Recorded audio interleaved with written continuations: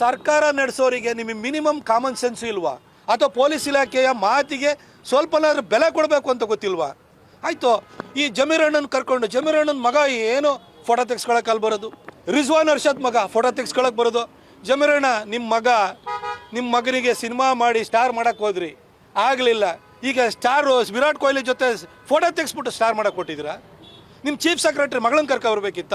ನೀವು ನಿಮ್ಮ ಮೊಮ್ಮಗನ ರಾರಾಜಿಸೋದಕ್ಕೋಸ್ಕರ ಆ ವೇದಿಕೆಯನ್ನು ದುರ್ಬಳಕೆ ಮಾಡ್ಕೊಳ್ಬೇಕಿತ್ತ?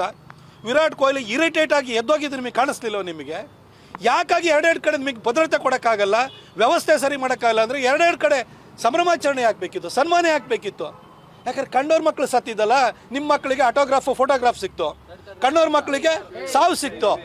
ಅದನ್ನು ನೀವು ನಿಮ್ಮ ಮಕ್ಕಳು ಸತ್ತೋಗಿಲ್ಲಲ್ಲ, ನಿಮ್ಮ ಮಕ್ಕಳಿಗೆ ಏನು ಪ್ರಾಬ್ಲಮ್ ಆಗಲಿಲ್ವಲ್ಲ, ಅದಕ್ಕೋಸ್ಕರ ನೀವು ಈ ಕೆಲಸವನ್ನು ಮಾಡಿದಿರಿ ಅನ್ನೋದು ಭಾಳ ಸ್ಪಷ್ಟವಾಗುತ್ತೆ. ಪುಷ್ಪ 2 ಸಿನಿಮಾದ್ದು ಪ್ರಮೋಷನಿಗೆ ಅಂತ ಬಂದಾಗ ಅಲ್ಲಿ ಅಲ್ಲು ಅರ್ಜುನನ್ ಏನೋ ತುಳಿತಕ್ಕೊಳಗಾಗಿ ಒಬ್ಬ ವ್ಯಕ್ತಿ ಸತ್ತೋದ ಕೂಡಲೇ ಅಲ್ಲು ಅರ್ಜುನನ ಮೇಲೆ FIR ಹಾಕಿ ನೀವು ಅರೆಸ್ಟ್ ಮಾಡಿರಿ. ಈಗ ಯಾರನ್ನ ಅರೆಸ್ಟ್ ಮಾಡ್ತೀರಿ ಸರ್? ಯಾರನ್ನ ಅರೆಸ್ಟ್ ಮಾಡ್ತೀರಿ ಹೇಳಿ? ಈಗ ನೀವೇ ಸ್ವತಃ ಅರೆಸ್ಟ್ ಆಗ್ತೀರಾ? ನಿಮ್ಮ ಉಪಮುಖ್ಯಮಂತ್ರಿ ಅರೆಸ್ಟ್ ಆಗ್ತಾರಾ? ಅಥವಾ ಯಾರು ನಿಮ್ಮ ಚೀಫ್ ಸೆಕ್ರೆಟರಿನ ತಲೆದಂಡ ಮಾಡ್ತೀರಾ? ನಿಮ್ಮ ಹೋಮ್ ಮಿನಿಸ್ಟರ್ ಮಾಡ್ತೀರಾ? ಯಾರನ್ನ ಮಾಡ್ತೀರಿ ಹೇಳಿ ಸರ್? ಆಯಿತು, ಕಾಂಪೆನ್ಸೇಷನ್ 10 ಲಕ್ಷ ರೂಪಾಯಿ ಕೊಟ್ಟೆ ಅಂತಿರಲ್ಲ ಸರ್.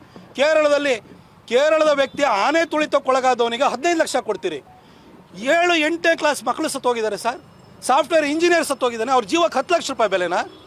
ಎಲ್ಲ ಹೋಗಿ ನಿಮಗೆ ಬೇಕಾದವರು ಅಂತೇಳಿ ಹೇಳ್ಬಿಟ್ಟು ಯಾವುದೋ ಕೋಮದಳ್ಳೂರಿನಲ್ಲಿ ಸತ್ತೋರಿಗೆ 25 ಲಕ್ಷ ಅನೌನ್ಸ್ ಮಾಡ್ತೀರಿ, ಇಲ್ಲಿ 10 ಲಕ್ಷ ರೂಪಾಯಿ ಅನೌನ್ಸ್ ಮಾಡ್ತಿದ್ರಿ. ಇದೇ ಸರ್ ನಿಮ್ಮ ಸೆನ್ಸಿಟಿವಿಟಿ? ನಿಮ್ಮಲ್ಲಿ ನಿರ್ಭಾವುಕತೆ ಅನ್ನೋದು ಕಾಣ್ತಾ ಇದೆ, ಸಂವೇದನೆನ ನೀವು ಕಳ್ಕೊಂಡಿದ್ದೀರಿ ಅನ್ನೋದು ಸ್ಪಷ್ಟವಾಗಿ ಹೇಳಲಿಕ್ಕೆ ಬಯಸ್ತೀನಿ.